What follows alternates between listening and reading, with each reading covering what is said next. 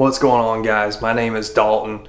I'm going to be bringing y'all along with me as we travel from Jacksonville, Florida up to the Charlotte area. We're going to be checking out some race shops and some NASCAR history. And from there, we're actually going to travel from Charlotte down to Darlington for the Goodyear 400. And the whole race weekend. We'll be there for the truck race and the Xfinity as well. So you guys buckle on up. Let's have some fun. I'm also going to be dragging along a couple of my buds and my brother Skylar Davis. My two buds are going to come along, Tommy and Don. So you guys just hang in there, check out the video, drop a like, comment, subscribe, and let me know what you want to see. Is there anything in particular? If you don't see anything in this video that you think that we should have went to, drop that in the comments as well, because we're going to be coming back to the Charlotte area and definitely probably back to South Carolina in this general area again some point during the year to catch a couple more races. So if I'm missing something or you've seen something during this video that was like, hey, really cool spot, a lot of racing history. It doesn't even have to be racing. It can just be sports history in general. I'm a sports stooge, so if you see something, drop a comment in there. All right, so we've made it to Charlotte from Jacksonville. Our game plan today is to try to hit a couple shops while we're up here, and then we're gonna head to Darlington for the weekend, go watch the Southern 500, see some cool throwback cars, and have a good weekend, man. Got anything to say there, Scotty? Y'all follow along. It's gonna get real.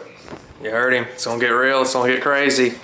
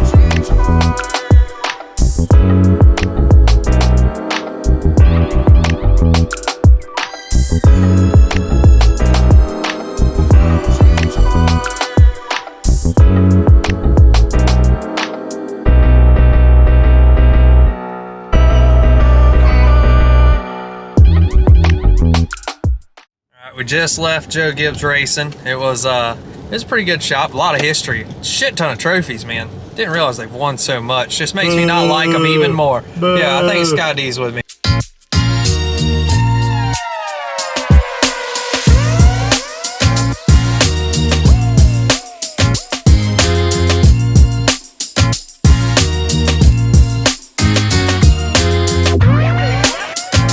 So we just left Junior Motorsports. You know, when we come to Junior Motorsports, we have gotta go in and come out with an absolute payload of merch. Spent 168 freaking hard-earned dollars in there, but it was worth it because they had an incentive. You spend 150 bucks, you get a throwback JRM jacket, man. You gotta do it. You just got to. Ain't that right, Tommy? You gotta do it. Yeah, well, except I didn't get one. Yeah, he didn't get one, so I guess he was a bad one to ask. I think Skylar got one, though. Didn't you get one? I did, my friend. I got one for Emily. Also, went ahead and bought a damn Justin Allgaier nose piece. You can't go wrong with a legendary driver like Justin Allgaier. Right there. I bet he'd autograph it. Yeah. See, Don here. I don't know if I've introduced Don to y'all. Say, hey, Justin. Was he out there? Don. He's right there in the garage. Don has covered NASCAR. Don, how long have you covered NASCAR for, man? 1978 was my first race, and I've covered it full time since 1979. See, this man right here, he is a walking just historian of the sport. We bring him with us. Not only is he a good friend, but he is awesome along the lines of bringing in content, history, facts, and just good stories. So y'all buckle on up. We're going to be doing some story times with Don here. All right, guys. So we have arrived here at Front Row Motorsports. And one of the things that caught my eye is, what in the hell is this thing sitting out here? It is like a deflated dog taking a shit on their lawn. And that is exactly what it is. It is like a wolf or coyote taking a dump on the lawn. That is quite interesting. Don't know why they have that or what it's for. Also, they give you a warning that Todd Gilliland is here by saying there's a caution, a goose with attitude. I tell you, We got here is the 38 truck of Lane Riggs. He's doing a throwback this weekend to his dad, Scott Riggs. And man, let me tell you something. This truck is absolutely sick. It is on point. They nailed the scheme. Well, let's see and hope if he can make it to victory lane this weekend. I'll be pulling for him. We are here at the Dale Earnhardt Tribute Plaza, checking out the statue. You know, this race shop, freaking road trip that we got going on, we'd had to do a little pit stop here, of course, and check it on out. So one of the first things I noticed when I walked in here was they had this awesome little tribute for him here with the stone, talking about the Intimidator. Just a nice little monument for him, man. So a cool little thing that they do here that Don pointed on out to me is you can buy a brick here at the monument for Dale. Put a nice little saying on it and put your name on it. It's only 33 bucks. So if you're there, he is, the man himself.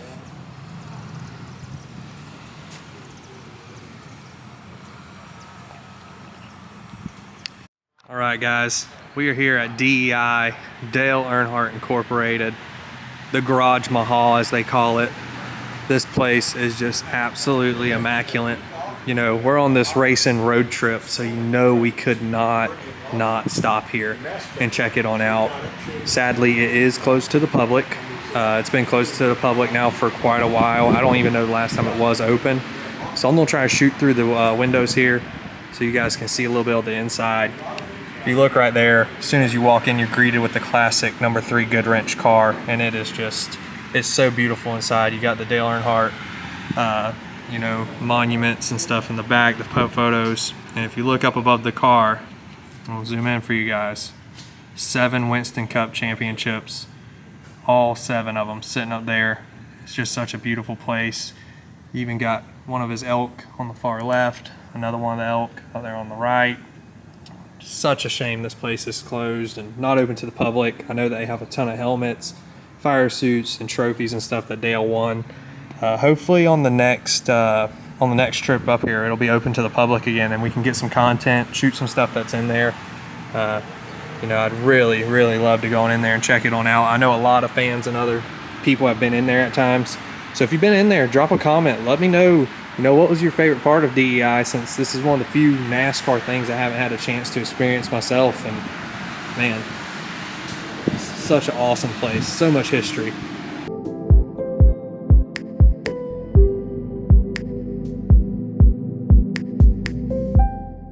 So right when you walk into Stewart Haas, you are greeted with a huge open showroom and an absolute ton of cars. We got Josh Berry's number 4 car. We got the Old Spice Ricky Bobby throwback here from Talladega that they ran by Chase Briscoe, which is pretty freaking awesome. Look at that. Got another Chase Briscoe car here. You got Ryan Preece and Cole Custer. They have some cars over here to your left when you walk on in. But this is the one that is catching my eye.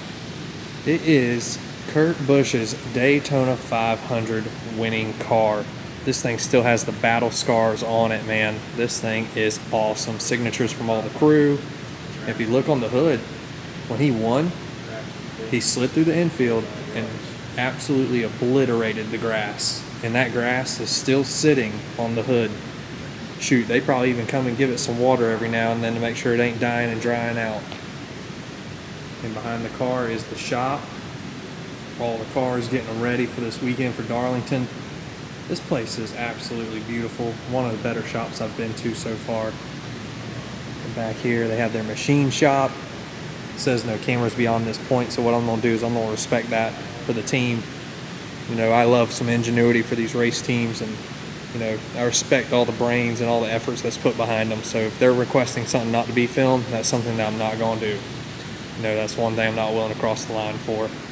They also have a next-gen chassis here, a little cutaway car, which is something that you don't see at any of the other shops, which I find real fascinating. Kind of gives you an up-close and personal idea of what these things look like and what they're building here. Really cool thing in them to incorporate. You know, there is some rumors that Stewart-Haas may be selling some charters, maybe even the team. So for all my F1 junkies, which I am a huge F1 fan myself, didn't see this. They had this little gym tucked away here in the corner. It is a Formula One Kevin Magnussen car, which is absolutely insane. It is awesome. I'm about to give you guys a quick little sneak peek of it. Check out this little gem that they have hidden over here in the corner. For all of my F1 fans and F1 junkies, it is a Kevin Magnussen F1 car. Absolutely insane. I'm a huge NASCAR fan, but man, F1's a close second for me. That is awesome. Before you walk in the gift shop here, you can come and check out their little trophy case with all of their wins and achievements. Got your Xfinity Series championship here for Cole Custer. Really cool. I said little trophy case. There's nothing little about this. These guys are putting in the work, man. I tell you.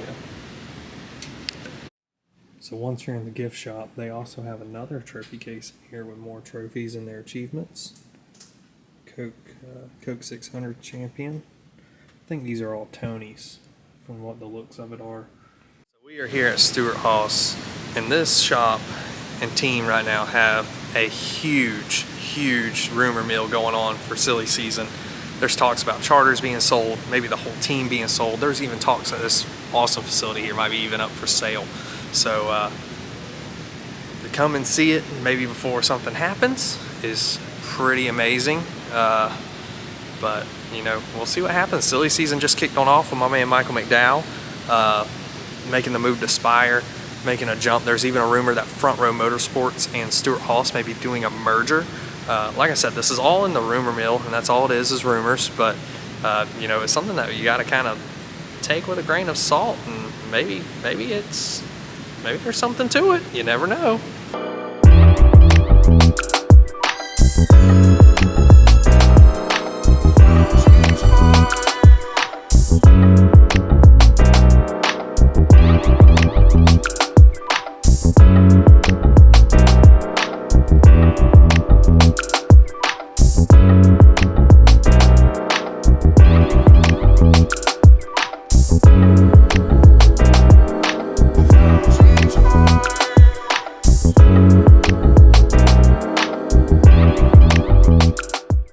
Track house, you are greeted with the old Skull Bandit, man. Can't beat it. Harry Gant, number 33, Mr. September. I tell you, piece of history.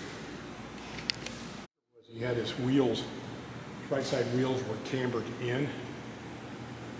So when he went through the turns, they were actually square.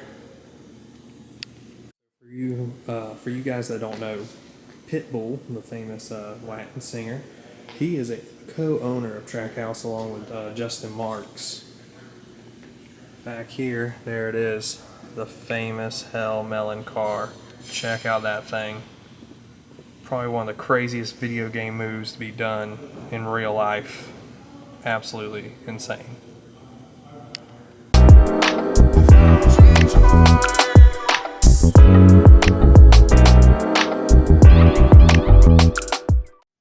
Alright, we have made it to Hendrick Motorsports. By far, probably the most premier team out of all of NASCAR. They have a huge compound here too. Man, it's insane. Don, what kind of knowledge can you drop on our viewers here about Hendrick Motorsports? Any fun facts, any history that you can think of right off the top of your head? I know there's a bunch. Well, I mean, I remember Jeff Bodine winning at Martinsville. If he hadn't won that one race, they had to beg Mr. H to go because he says, we're done. He goes, well, I'll let you go to one more race, and he won the race. And if they hadn't done that, there never would have been a Hendrick Motorsports. And Mr. Hendrick didn't even go to the race, and that was before cell phones, so they called and left a message on his answering machine, and Rick didn't even find out about it till Monday. And without that, there never would have been a Hendrick Motorsports. And the car's in here, the original car, the All-Star Racing number 5 car. Yeah. It's kind of hard to believe that if he didn't win that, this whole compound here wouldn't even be here. It's so crazy, man. What hard work and dedication and just not quitting will bring you. No, hard work truly pays off, and this team is a true testament to that.